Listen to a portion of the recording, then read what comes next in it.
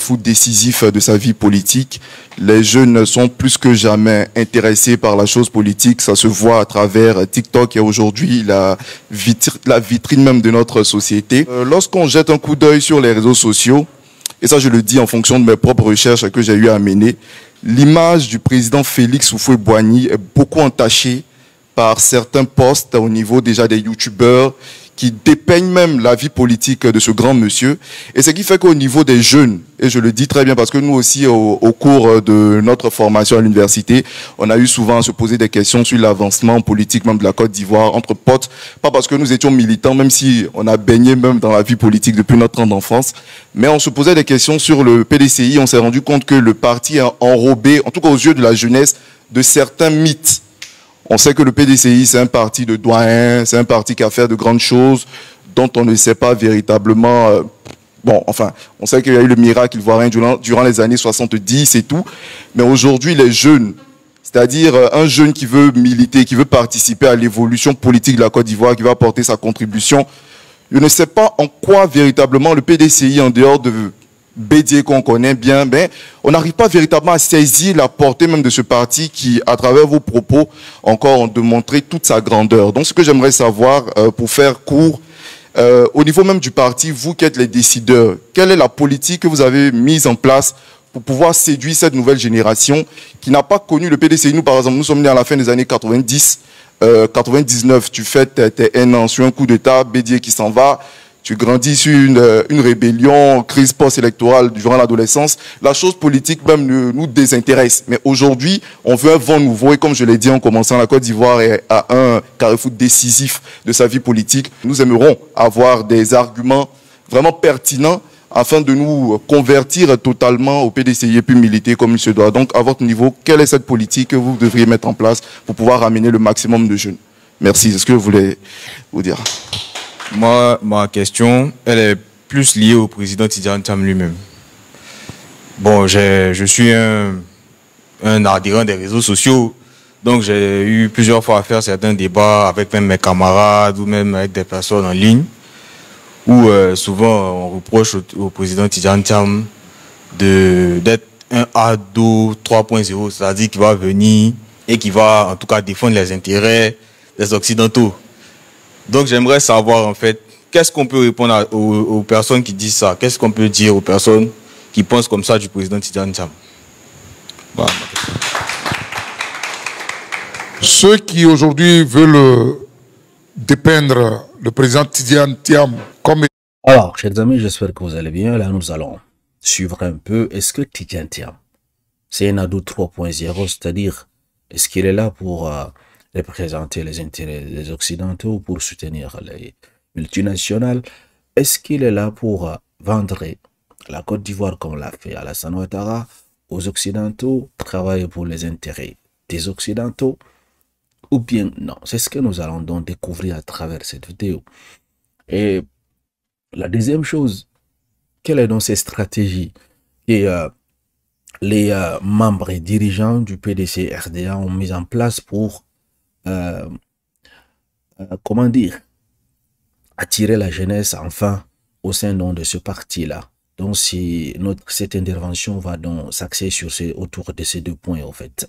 Mais ce qui nous intéresse le plus, est-ce que Tidiane Thiam est un ado 3.0, n'est-ce pas? Il joue le jeu pour les intérêts occidentaux ou bien pas? C'est ce que nous allons découvrir à travers cette vidéo. Restez scotché jusqu'à la fin. On va en reparler. Étant un Atergo ou un Adobis, se trompe. Les époques ont changé. Nous, on était au lycée Garçon de Bergerville le 18 avril 1989, quand Houphouët-Boigny nommait Alassane Ouattara président du comité interministériel. Moi qui suis un féru de la politique, c'est depuis la classe de 6e que je fais le PDCI, je fais le MESI. Je ne le connaissais pas. Voilà. La première fois que j'ai entendu son nom, son journal parlait de 20 heures.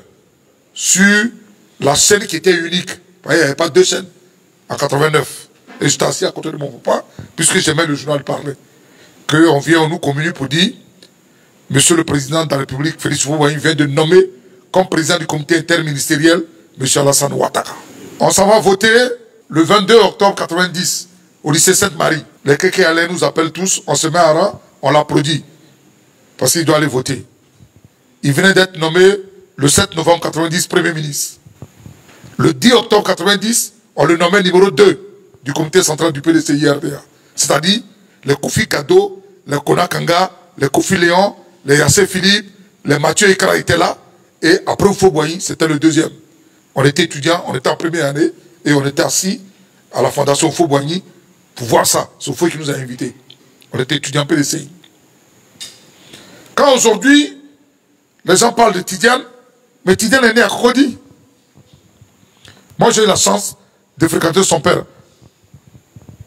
Amadou Thiam. J'ai eu la chance de le fréquenter au 22e étage de la Tour C. Parce que moi, je fréquentais, à cause de mes activités politiques au lycée, je fréquentais toutes les personnalités. Et Tidiane a eu son bac ici. Alors, celui qu'on veut comparer là, il n'a pas eu son bac ici. Hein. Voilà. C'est Faux qui l'a amené. Donc, si Faux amène quelqu'un,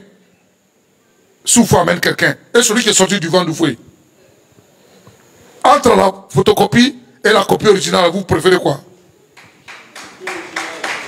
Donc, mon cher jeune frère ou jeune fils, je voulais te dire que c'est des débats qui sont créés par ceux qui ont peur de lui. Tidiane connaît la Côte d'Ivoire. Tidiane est au lycée classique. Et le candidat de leur gars là, quel lycée classique il a fait? Il y avait deux lycées à l'époque. Il y avait le lycée technique et le lycée classique. Le troisième lycée, c'est le lycée garçon de Bergenville. Les Babo Laurent, les Zadi Zaourou, les Francis Vaudier, tout ça, c'est le lycée classique. Et puis les autres, on les appelait forgeron les Incaïmans au niveau du lycée classique. Lui, la Kalim dit d'où il vient. Mais c'est au fouet. C'était au fouet. Et ce qu'au fouet dit, personne ne pouvait contester. Pour tout ce qu'il a fait pour la Côte d'Ivoire, supprimer les travaux forcés, nous amener l'indépendance, créer une Côte d'Ivoire moderne, une Côte d'Ivoire dont le rayonnement diplomatique traversait toute l'Afrique. Il était le père de l'OUA, le père du Conseil de l'Attente, le père de l'Afrique. C'était le sage. Oufo ne peut pas dire que ce pion a refusé. Alors on dit, Tidiane ne connaît pas la Côte d'Ivoire, mais parce qu'il n'aime pas le désordre, le 24 décembre 1999, il avait un plan avec Henri Konan Bédié. Il était en même temps DG du Bénin et conseiller spécial du président Bédié quand Bédié était président de la République. C'est après qu'il a mis dans le gouvernement. Et 2 ans, 3 ans plus tard, le coup d'État est arrivé. Quelqu'un qui se respecte va être dans le désordre, la rébellion va l'apporter. C'est Dieu qui l'a préservé pour le PDCI. Pour que ce que nous on a fait. Voilà, parce que moi j'ai été maître de cérémonie de Ouattara. Moi, Dagaré Ange, j'ai été maître de cérémonie de Ouattara. Parce qu'il faut nous l'a demander. Mais qu'est-ce qu'il nous a fait? Il a dit, il frappe ce régime moribond et le régime moribond va tomber. Et le 24 décembre 1999, le régime du PDCI est tombé. On a ça dans notre cœur. C'est pour ça que nous autres, on n'a jamais voulu. Mais comme, quand tu aimes ton parti et que tu aimes son président, tu es obligé. C'est pour ça que l'appel d'Aoukro, nous autres, on était obligé de le défendre. Quelqu'un que nous on a envoyé et qui nous a fait du tort sur le PDC aujourd'hui à ce stade-là, c'est grâce à cause de Ouattara. Tidiane n'a rien fait aux Ivoiriens. Il vient pour apporter. Même s'il était un Chinois et qu'il est PDC, on le soutient.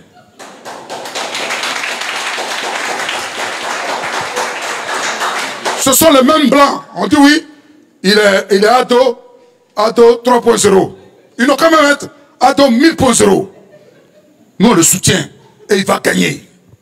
Mon cher ami, il va gagner. On dit quand tu veux aller loin là, laisse la rancune et le passé derrière toi. C'est pourquoi il y a des choses qu'on tolère. Nous autres, on ne veut plus participer au débat d'NCI pour éviter que bon, nos enfants ne soient pas orphelins. On connaît l'histoire de ce pays. Donc ceux qui parlent de Tidiane, Tidiane n'est pas la photocopie de Ouattara. Tidiane a fait jardin d'enfants, Tidiane a fait école primaire, Tidiane a fait, il était citoyen de Cocody, il a fait le lycée classique, il a eu le bac C, un garçon brillant, les autres n'ont qu'à témoigner. Donc on voit quelqu'un qui va témoigner d'eux. Ceux qui ont fait un peu, ou ils ont joué Solène Aprakali de où. Ils n'ont qu'à le dire. Donc ça, il ne faut pas que ça vous inquiète.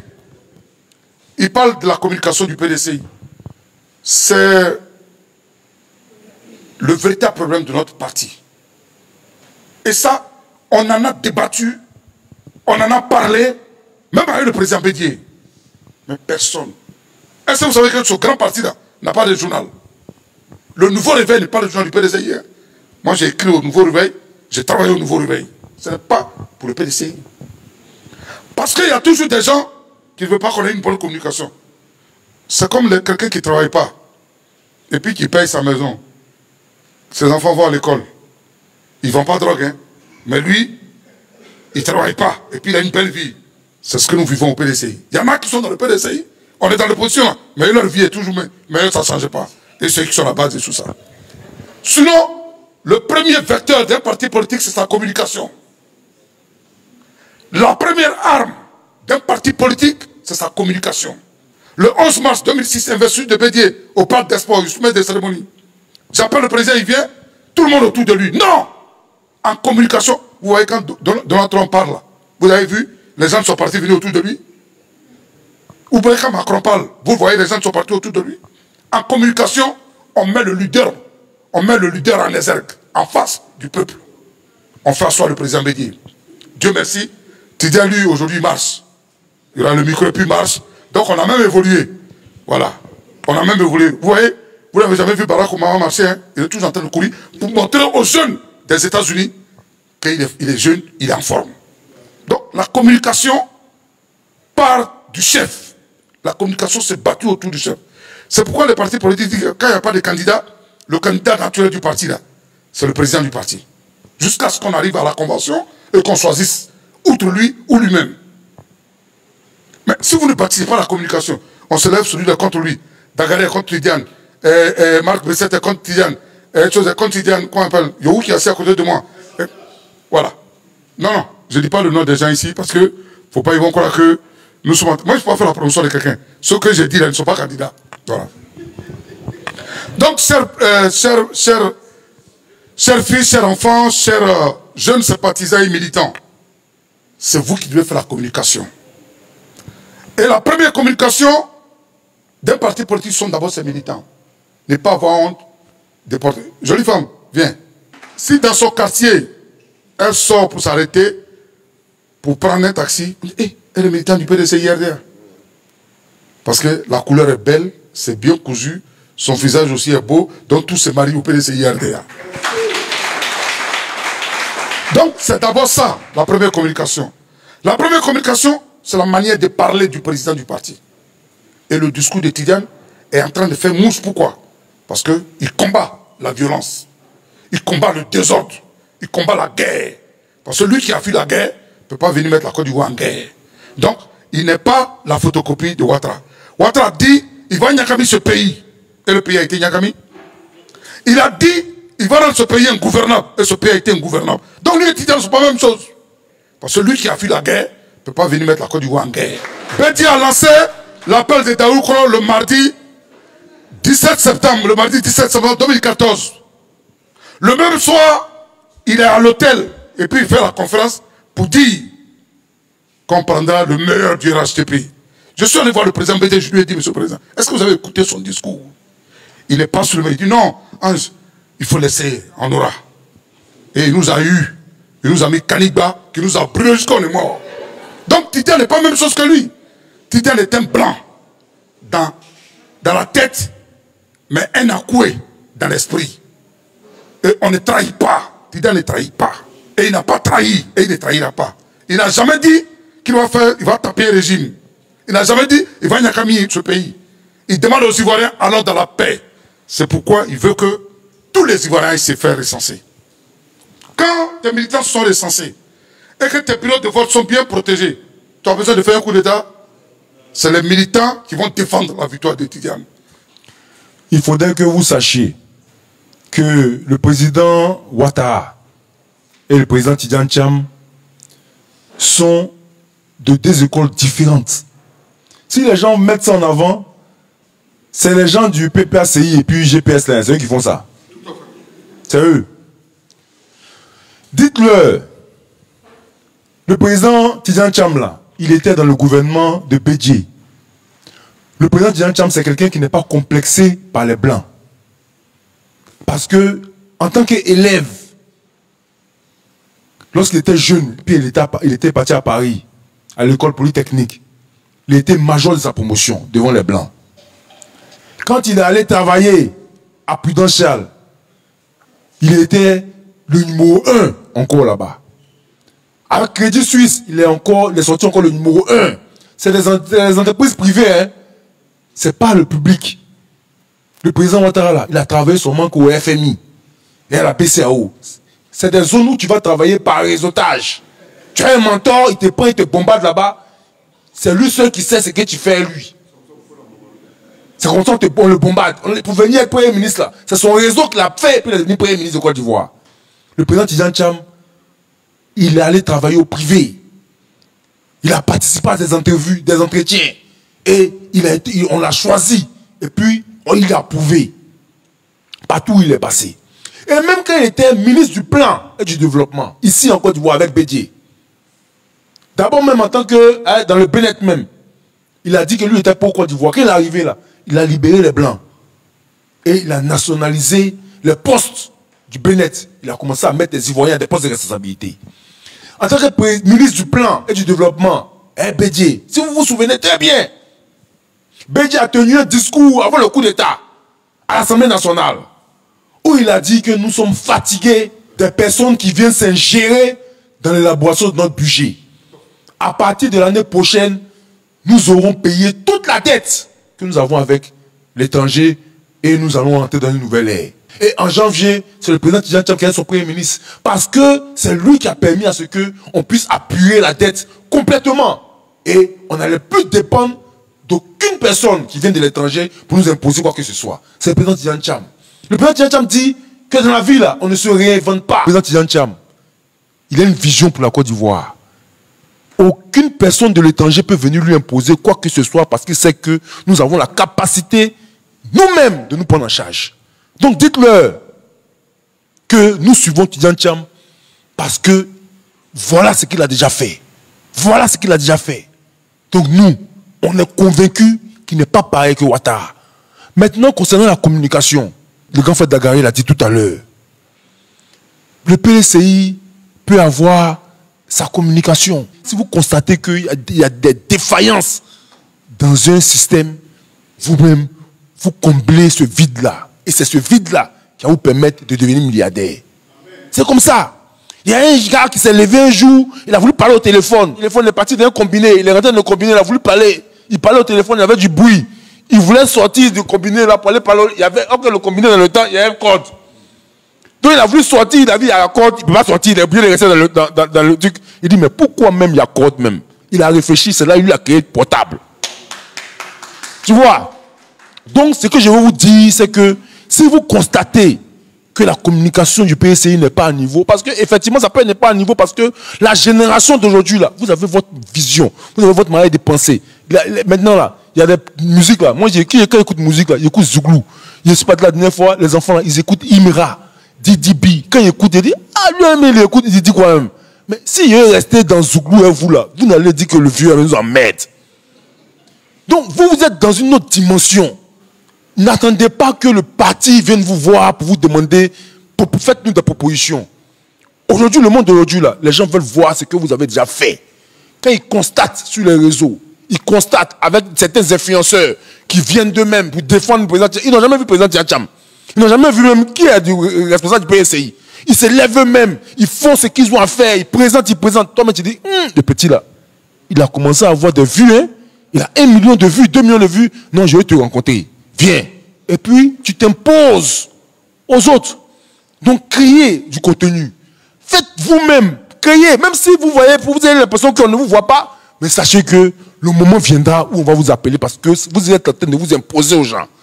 Voilà. Donc vraiment, je vous le demande. Au niveau de la communication, c'est un tout qui est au PDCI, mais prenez le devant. Alors, chers amis, vous venez donc de suivre l'intervention, dont la question, n'est-ce pas, des jeunes qui ont participé dans cette assise-là, où il s'agissait de savoir est-ce que Tidjane Thiam, c'est la photocopie du ado, ou bien non, en fait. Et également, la deuxième chose, donc comment est-ce que l'équipe, le bureau du PDC-RDA compte-t-il, n'est-ce pas, faire pour attirer la génération donc avancée de 2024, selon les arguments que ces personnes ont donnés à Tidjane Thiam et Alassane Ouattara. pas les mêmes personnes, en fait. C'est pas les mêmes personnes. Donc, les accusations contre lui, pour qu'il serait là pour les intérêts des étrangers, pour les multinationales, ces choses. Lorsque vous voyez cela, on dit pour juger une personne, il faut voir son histoire. Et l'histoire a montré que par le passé, Tidjane Thiam avait déjà servi ses pays avant de partir. Donc, c'est pas parce que il est allé faire ses études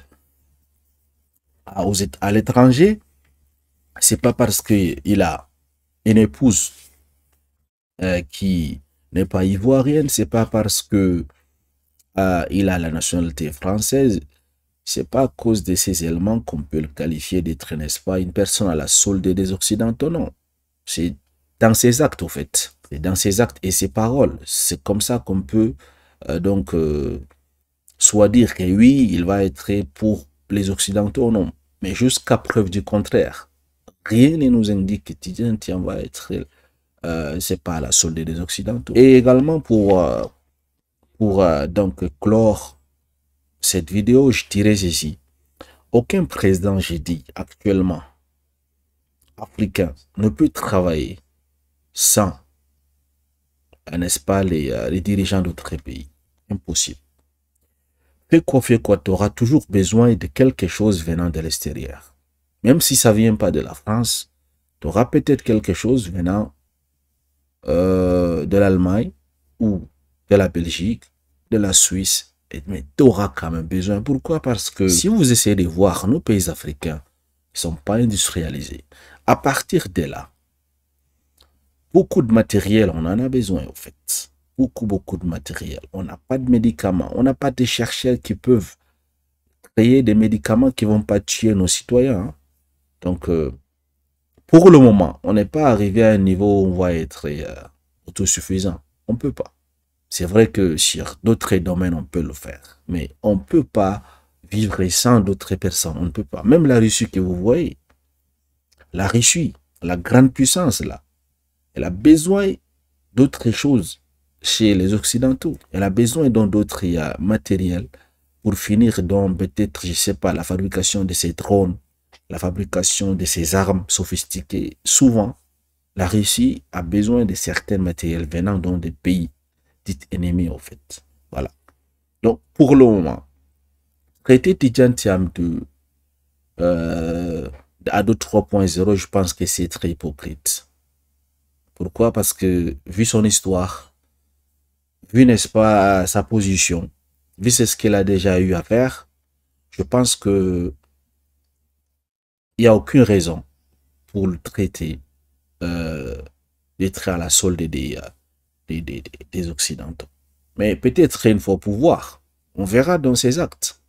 Si ça ne coïncide pas avec ce qu'on pense, à ce moment, on pourra bel et bien le traiter d'être à la solde de ces personnes. À ce moment-là, avec des preuves, il ne sert à rien, n'est-ce pas, de